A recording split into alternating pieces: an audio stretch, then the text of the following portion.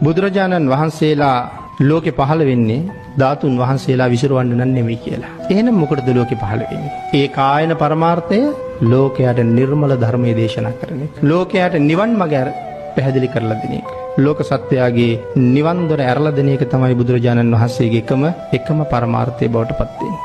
ඊ타ත්ම දුක් සහිතව වෙහෙසිලා මහන්සි වෙලා උන්වහන්සේ මේ කටයුතු සම්පූර්ණ කරගන්නේ ලෝක සත්වයාට තියෙන අනන්ත අනුකම්පාව නිසා. ධර්ම දේශනා කරන්නමයි. තනියම නිවන් දකින්න අවස්ථා කොච්චර සැලසුණාද? කෝටි ප්‍රකෝටි ගණන් අවස්ථා තනියම නිවන් දකින්න ලැබිලා තියෙනකොට උන්වහන්සේ මග ඇරියා. ඒ මග ආවේ මොකටද?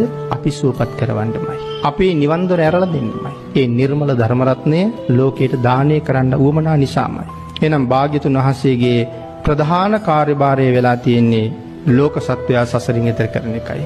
හැබැයි පින්නතුනි, ඒ තරම් දීර්ඝ කාලයක් අපිට වචනයෙන් කියන්න තිය හිතා ගන්නවත් බැරි තරම් කාලයක් උන්වහන්සේ පාරමිතා පූර්ණේ කරගෙන ඇවිල්ලා ලෝක සත්වයා සුවපත් කරන්න ධර්ම දේශනා කරාම තවත් කෙනෙක් භාග්‍යතුන් වහන්සේ දේශනා කරපු නිර්මල බණපද වෙනස් කරලා ඒ අතරට තමන්ගේ වචන එකතු කරනවා නම් ඒක කොයි වාගේ තත්ත්වයක්ද? පින්නතුනි, ඒක ධර්මයේ ඍජුවම සඳහන් කරන්නේ ඒ පුද්ගලයා වෑයම් කරන්නේ භාග්‍යතුන් වහන්සේගේ පාරමිතාව නිෂ්ඵල කරන්නයි කියලා.